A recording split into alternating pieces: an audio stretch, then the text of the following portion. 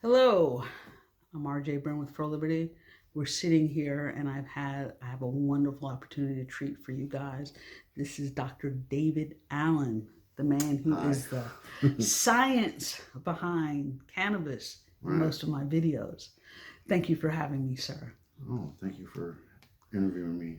Um, Today I wanted to talk and get a little bit more personal. I wanted to find out why cannabis? What made you kind of look toward that? Well, I've been smoking cannabis since I was 17 years old. Okay. And all through medical school and residency. I usually smoke late and, not when you're operating, of course. Okay. And I didn't really understand its significance. I just knew it made me feel better, made me sleep, made me hungry.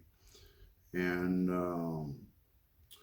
I became a heart surgeon, and part of my job as a heart surgeon was to try to protect the heart during ischemic surgery. So what happens is you put the patient on a bypass, you cannulate his aorta and his right atrium, and you suck blood out of the body, oxygenate it, and pumping it back through the body. And when you get it all established at a proper flow, then you cross clamp the aorta and you give cardioplegia to the heart, which is potassium and some other poisons that stop the heartbeat. And then you do your operation, and then when you finish your operation, you open up the clamp, and during the period of the operation, you have no blood flow to the heart, and it's called ischemia. So there's no blood flow. When you open up the aortic cross clamp, then the body's blood goes back into the heart, washes out all the potassium, and now it's got all this oxygen. And what happens is the the heart has what's called reperfusion injury. Okay. So if there's any infarct, the infarct actually enlarges by this mechanism called reperfusion injury. And so I was an expert in reperfusion injury and protecting the heart. And so in 2003, there was this US patent that came out, cannabinoids as antioxidants and neuroprotectants, patent number 6,630,507, that proved that cannabinoids stopped reperfusion injury. That was a mechanism of action. Okay, let me pause for a minute. Okay, let's come back. Well, I mean, how did this particular patent come to your attention? I mean, I just happened to stumble upon it, and I knew then that this cannabinoids would be used in future medicines, in future heart surgery. So in the future, when the heart surgeon puts a clamp on the aorta, he's going to turn to the anesthesiologist and say, give the CBD or cannabinoid equivalent, and that will be used to stop the reperfusion injury. And so when the ambulance picks you up, no matter what kind of an injury you have, whether you're having a live birth, if you've been in a fire, if you've been gunshot wound, any kind of injury, motor vehicle accident, they will give you a cannabinoid to stop reperfusion injury and extend life. There's already studies that prove that they've had retrospective studies of major trauma, okay. car accidents, and all kinds of things.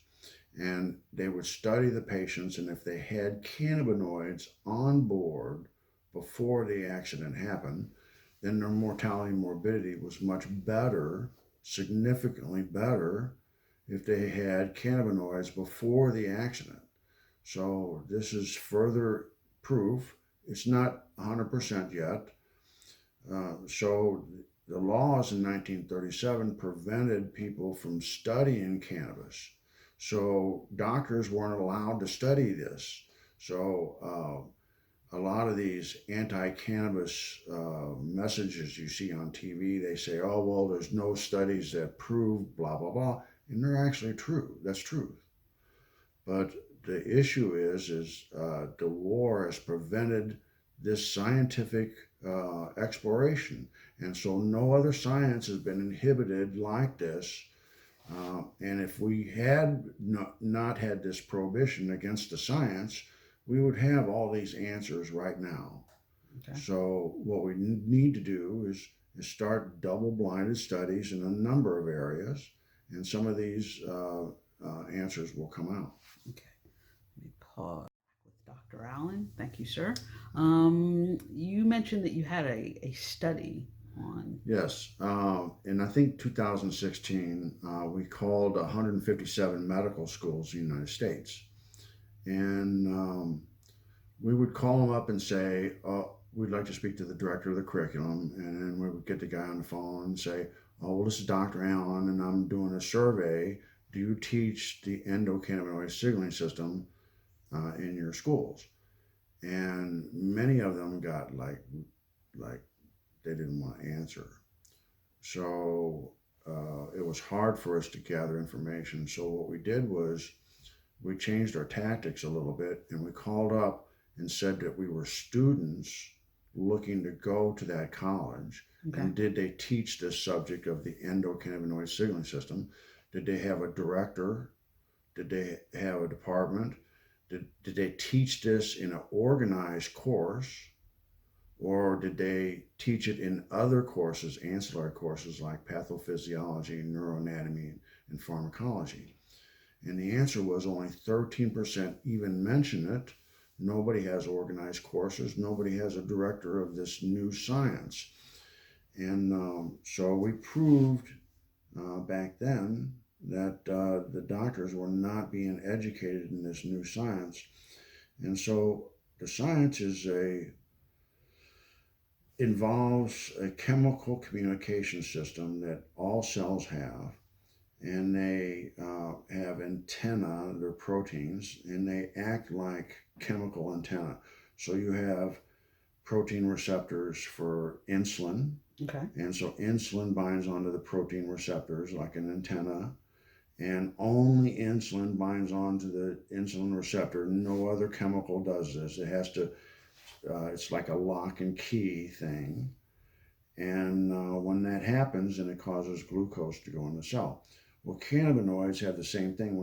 When your endogenous cannabinoids, your body makes these cannabinoids, Okay. they float around in your blood system, and they lock onto the antenna, the cannabinoid receptors. They cause amazing things to happen in the cell.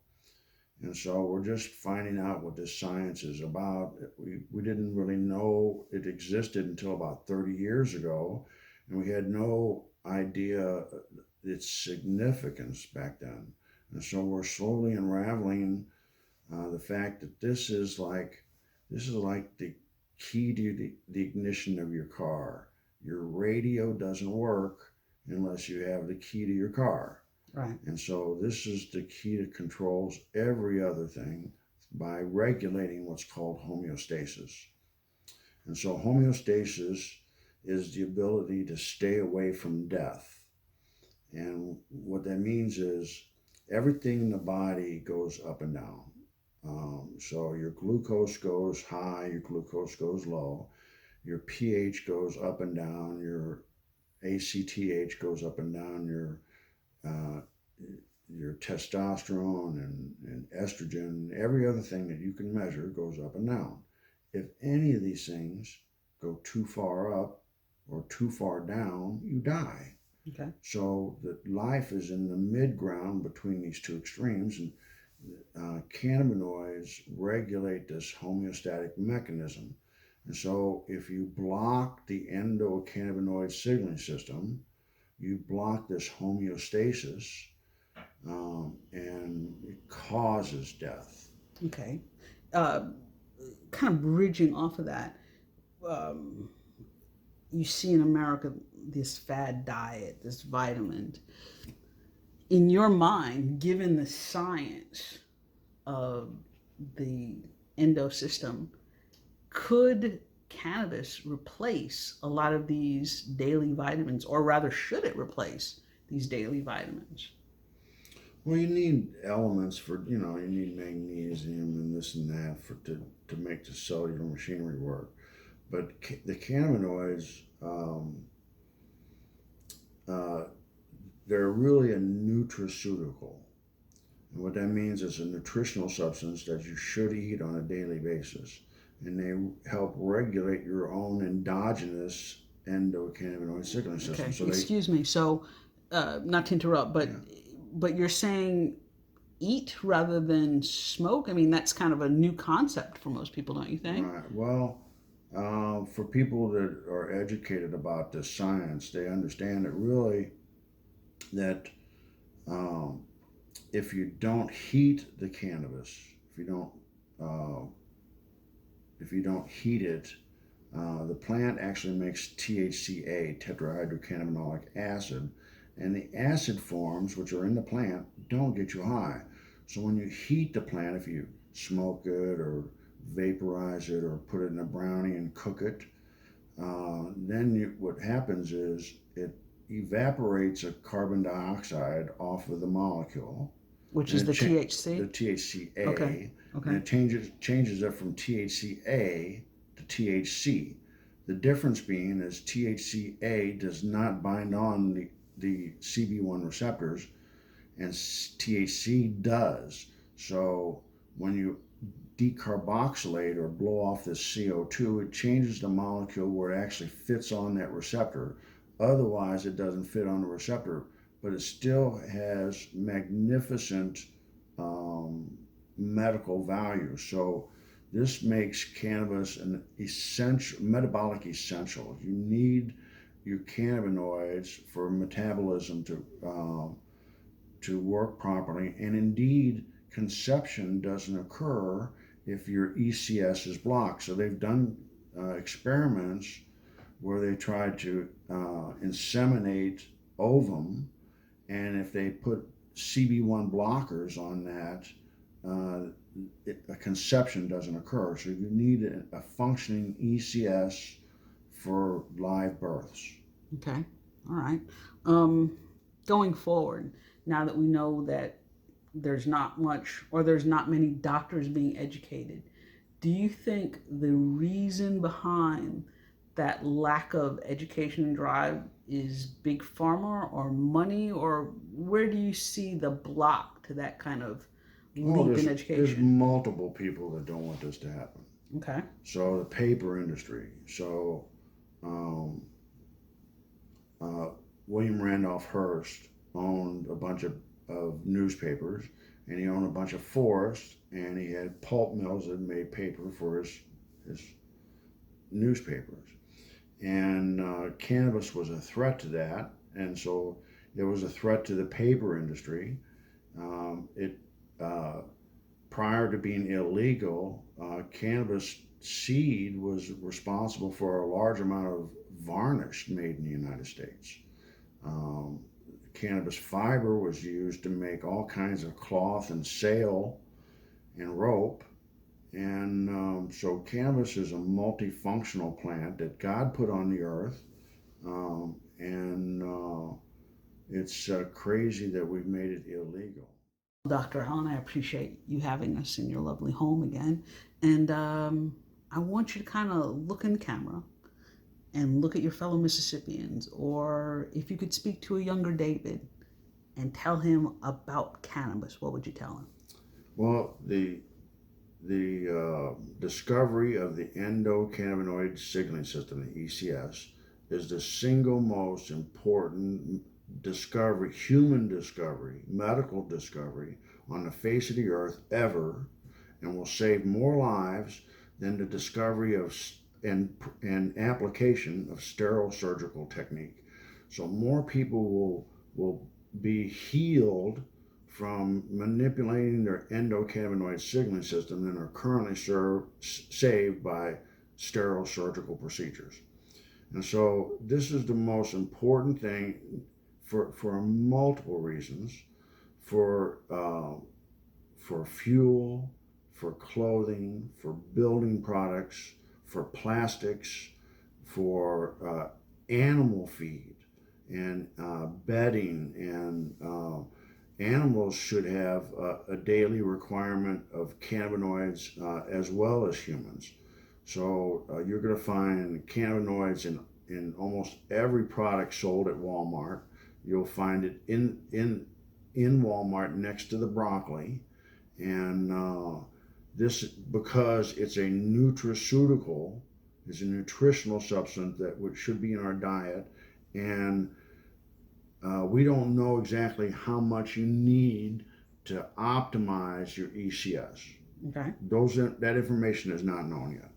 So it may just require just a little bit of it, but it may require a gram or two of cannabis oil a day. We don't really know uh, the dosing of for a lot of these different things yet, but that's coming. Okay. Well, again, thank you for sitting down with me, Dr. Allen.